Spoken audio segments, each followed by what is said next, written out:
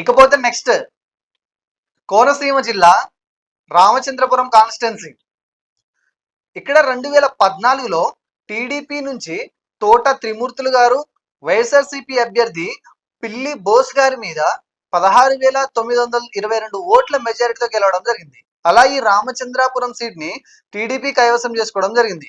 ఇక 2019లో కనుక మనం ఒకసారి ఇలానే చూసుకున్నట్లయితే ఇక్కడ వైఎస్ఆర్సీపీ నుంచి చెల్లుబోయిన శ్రీనివాస వేణుగోపాలకృష్ణ గారు, జనసేన పార్టీ అభ్యర్థి అయిన పొలిశెట్టి చంద్రశేఖర్ గారి మీద టీడీపీ పార్టీ అభ్యర్థి అయిన తోట త్రిమూర్తులు గారి మీద పోటీ చేసి టీడీపీ మీద 5,168 ఓట్ల మెజారిటీతో ఈసారి ఈ సీట్ ని వైఎస్ఆర్సీపీ కైవసం చేసుకోవడం జరిగింది. ఇక ఈ 2024లో ప్రస్తుత పరిస్థితి కనుక మనం చూసుకున్నట్లయితే ఈసారి టీడీపీ, జనసేన, బీజేపీ కూటమి అభ్యర్థిగా టీడీపీ నుంచి వాసంశెట్టి సుభాష్ గారు పోటీ చేయడం జరుగుతుంది. ఇక వైఎస్ఆర్సీపీ నుంచి పిల్లి సూర్యప్రకాష్ గారే ఈసారి కూడా పోటీ చేయడం జరుగుతుంది. ఈసారి వీరిద్దరి మధ్య జరిగే ఈ హోరాహోరీ పోరులో ఏ అభ్యర్థి గెలుస్తారో తెలుసుకోవాలి అంటే మనం ఒకసారి 2019లో ఈ పార్టీలకు పోలైన ఓట్ల సంఖ్యని మనం క్షుణ్ణంగా గమనిస్తే మనకు ఒక అంచనా వస్తుంది. 2019లో ఇక్కడ విడివిడిగా టీడీపీకి, జనసేనకి పోలైన ఓట్ల శాతాన్ని కనుక ఒకసారి మనం కలిపి చూసుకున్నట్లయితే సుమారుగా 88,000 పైచిలుకు ఓట్లు ఈ రెండు పార్టీలు కలిసి గెలుచుకోగలిగాయి. ఇక్కడ వైసీపీకి 75,000 ఓట్లు రావడం జరిగింది. అంటే 2019లో టీడీపీ, జనసేన కలిసి పోటీ చేసి ఉండుంటే 2019లో వైఎస్ఆర్సీపీ గెలిచిన ఈ సీట్ ఖచ్చితంగా 13,000 ఆధిక్యతో ఈ సీట్ కూటమి అభ్యర్థి గెలిచి ఉండేవారని అనిపిస్తుంది. ఇక ఈ రిజల్ట్ ని దృష్టిలో పెట్టుకొని ఇప్పటి విషయానికి వస్తే ఈసారి ఇక్కడ గెలుపు ఎవరిదేనంటే దీనికి సమాధానంగా ఆ టైంలో ఈ రెండు పార్టీలకు విడివిడిగా పోలైన ఇదే ఓట్ల శాతం ఇప్పుడు కూడా ఖచ్చితంగా రిపీట్ అయితే ఖచ్చితంగా మంచి మెజారిటీతో ఈ సీట్ ని కూటమి అభ్యర్థి గెలిచే అవకాశం 100% ఉంది. కానీ ఈ గెలుపు అన్నది కొత్తగా ఈసారి పోలవ్వబోయే యువత ఓట్ల మీద కూడా ఆధారపడి ఉంటుంది. మారిన సమీకరణాలను బట్టి యువత ఎటువైపు మొగ్గు చూపితే ఆ పార్టీని ఈ నియోజకవర్గాన్ని కైవసం చేసుకునే అవకాశం ఉంది. ఇకపోతే నెక్స్ట్ కోనసీమ జిల్లా ముమ్మిడివరం కాన్స్టిట్యున్సీ.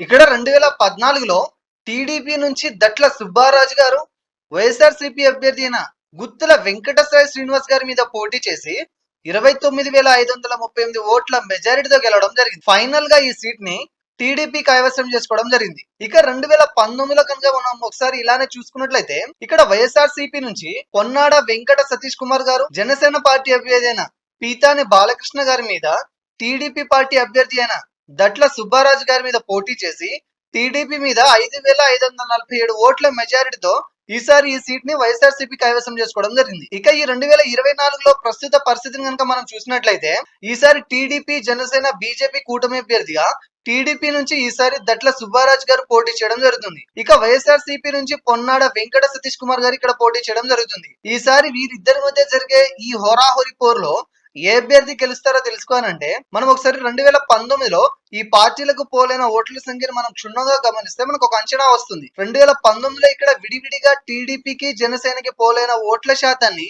ఒకసారి కనుక మనం కలిపి చూసుకున్నట్లయితే సుమారుగా 106,000 పైచిలుకు ఓట్లను ఈ రెండు పార్టీలు కలిసి గెలుచుకోగలిగాయి. ఇక్కడ వైసీపీకి 78,000 పైచిలుకు ఓట్లు రావడం జరిగింది. అంటే 2019లో టీడీపీ, జనసేన కలిసి పోటీ చేసి ఉండుంటే 2019లో వైఎస్ఆర్సీపీ గెలిచిన ఈ సీట్ ఖచ్చితంగా 28,000 ఓట్ల ఆధిక్యతతో ఈ సీట్ కూటమి అభ్యర్థి గెలిచి ఉండేవారని అనిపిస్తుంది.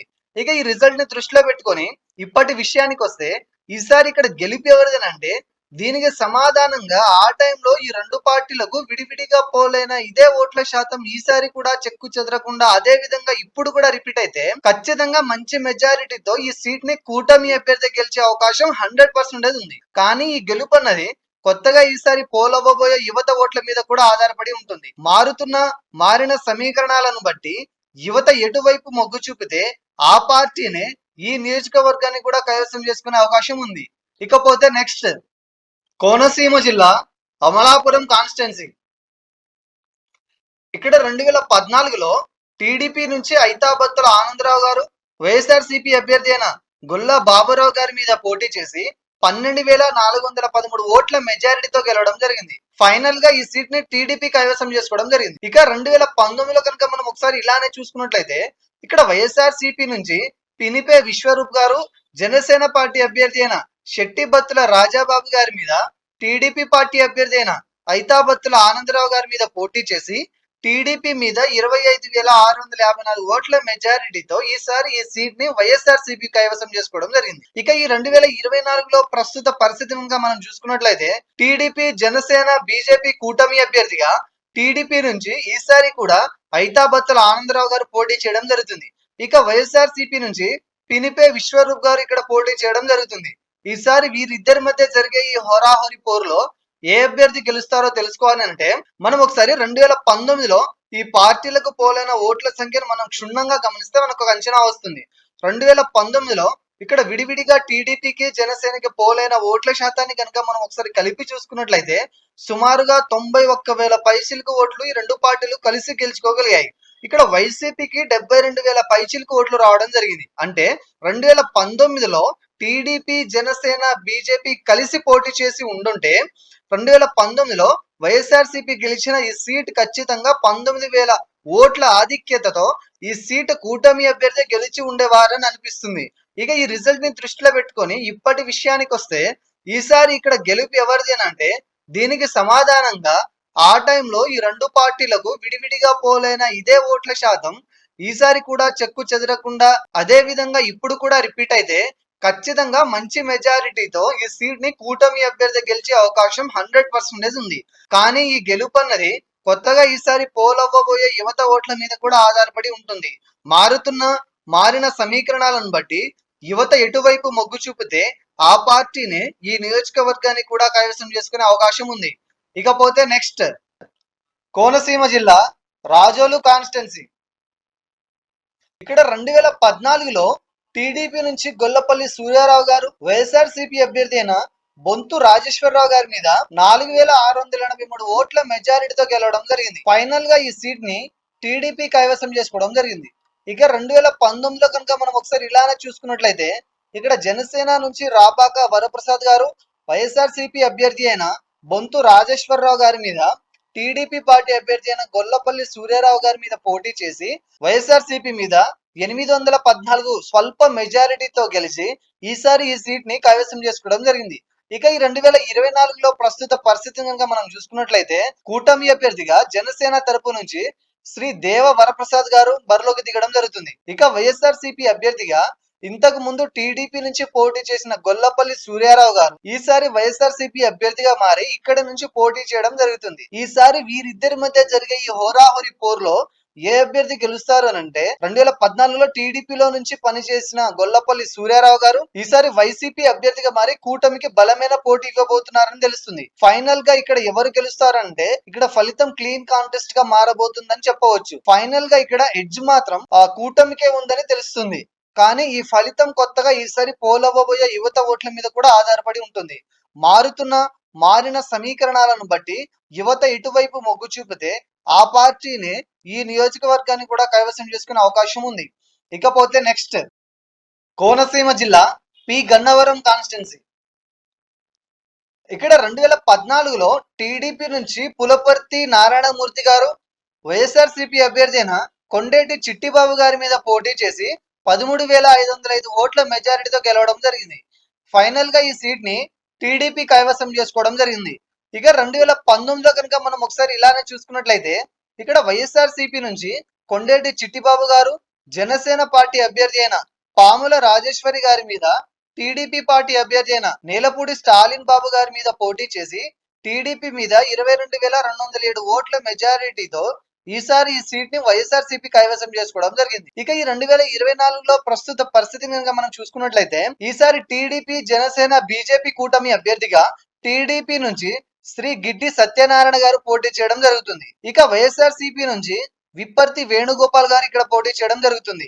ఈసారి వీరిద్దరి మధ్య జరిగే ఈ హోరాహోరీ పోరులో ఏ అభ్యర్థి గెలుస్తారో తెలుసుకోవాలంటే మనం ఒకసారి 2019లో ఈ పార్టీలకు పోలైన ఓట్ల సంఖ్యను మనం క్షుణ్ణంగా గమనిస్తే మనకు ఒక అంచనా వస్తుంది.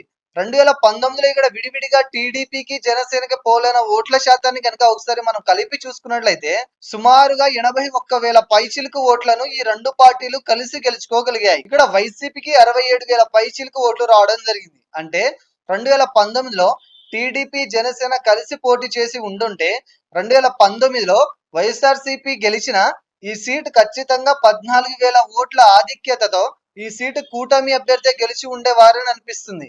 ఇక ఈ రిజల్ట్ ని దృష్టిలో పెట్టుకొని ఇప్పటి విషయానికి వస్తే ఈసారి ఇక్కడ గెలుపు ఎవరిదనంటే దీనికి సమాధానంగా ఆ టైంలో ఈ రెండు పార్టీలకు విడివిడిగా పోలైన ఇదే ఓట్ల శాతం ఈసారి కూడా చెక్కు చెదరకుండా అదే విధంగా ఇప్పుడు కూడా రిపీట్ అయితే ఖచ్చితంగా మంచి మెజారిటీతో ఈ సీట్ ని కూటమి అభ్యర్థి గెలిచే అవకాశం 100% ఉంది.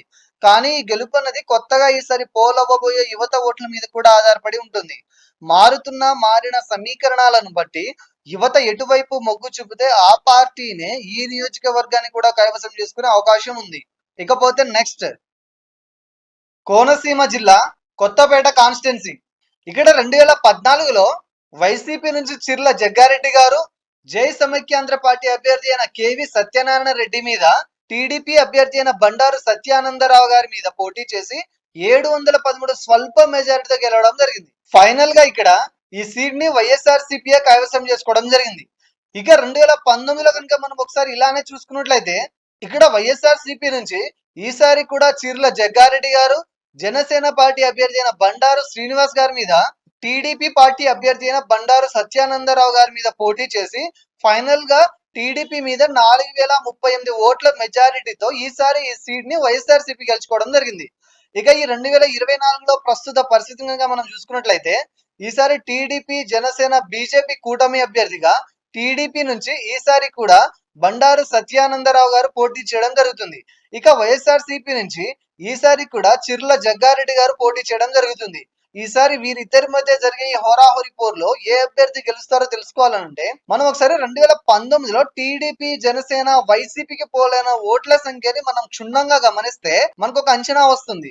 2019లో ఇక్కడ విడివిడిగా టీడీపీకి జనసేనకి పోలైన ఓట్ల శాతం గనక మనం కలిపి చూసుకున్నట్లయితే సుమారుగా 1,14,000 పైచిలుకు ఓట్లను ఈ రెండు పార్టీలు కలిసి గెలుచుకోగలిగాయి. ఇక్కడ వైసీపీకి 82,000 పైచిలుకు ఓట్లు రావడం జరిగింది.